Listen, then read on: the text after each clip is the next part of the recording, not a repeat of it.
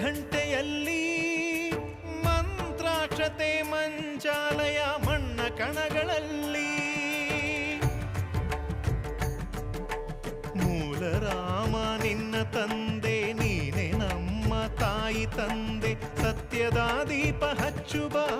ಕರುಣೆಯ ಕಿರಣ ಚೆಲ್ಲುವ ರಾಮನ ಸಾರ ತುಂಬುವ ಹನುಮನ ಶಕ್ತಿ ನೀಡುವ